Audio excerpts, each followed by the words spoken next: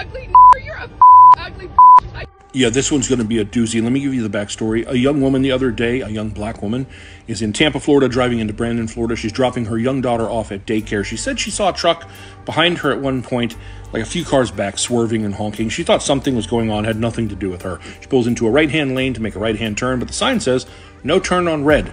So she's waiting for the light. She's turned, kind of talking to her daughter while she's waiting, and then she hears a bang on her door. She turns around, and there's someone standing there. And she said her first impression was that it was a police officer because of the gun. She said this woman was at her door with a firearm and a holster on her side, her shirt tucked in between her body and the gun. She could see it clearly.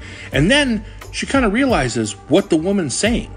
She's yelling, "You stupid N-word, you and your monkey baby, you're going to make me late," and making threats.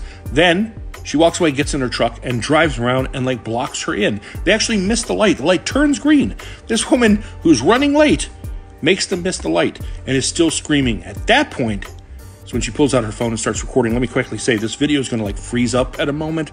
There's something corrupt in the file when she tries to send it, but the audio is still playing. It's not you, it's the video. But just watch what happens. Yep.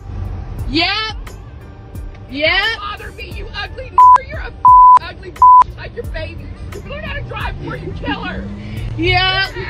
What's that gonna do, you stupid? Yeah. She said once she saw the phone, she took off. So she kept recording, hoping to get a clear shot of her plate. And this is where she was going anyway. That woman turns right, she is as well. But then for some reason, she thinks that woman thought she was following her, actually stopped and got in behind her. And then said she followed her, she'd come in front of her and brake check her, then get behind her again. Finally, the victim pulled into a parking lot with this woman right behind her and started honking her horn to get attention because she was afraid this woman was going to do something. And then this woman took off and was finally gone. Unfortunately, the footage she recorded of her plates looks like this. So I'm going to try that thing they do in the movies where they zoom in and say enhance, and it clears up the image. So enhance.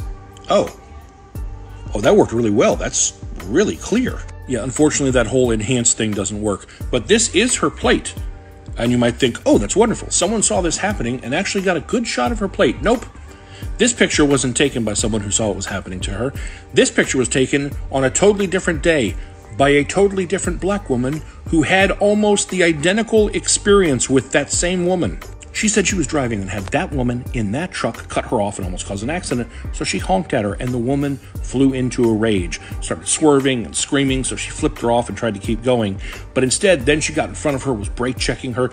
She said, I could not get past her. I literally had to go on the grass to get around her, and then she came speeding up to me with her window down, calling me an N, and my baby daughter an N baby. My daughter was so frightened once she seen her showing a black object that we both assume was a gun.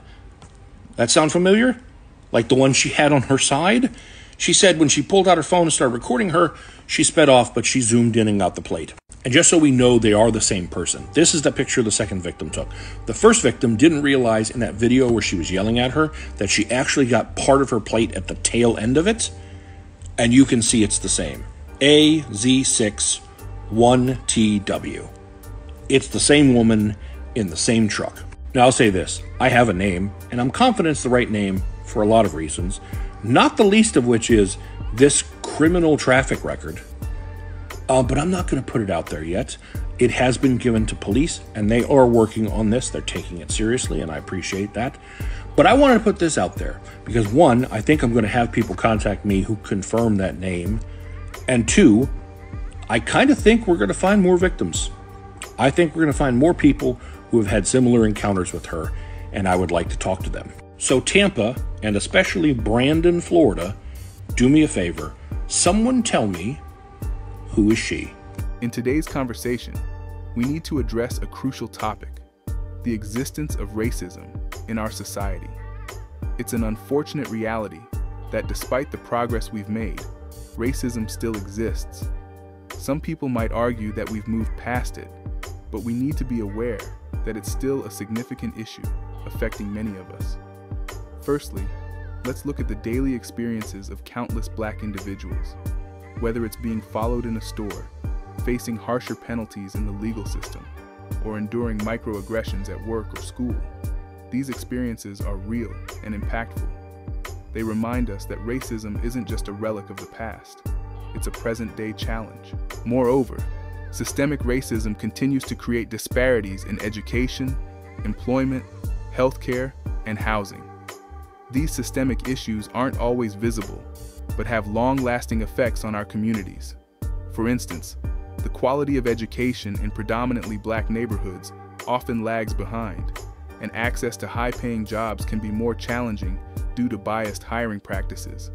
It's also important to recognize the psychological impact of racism.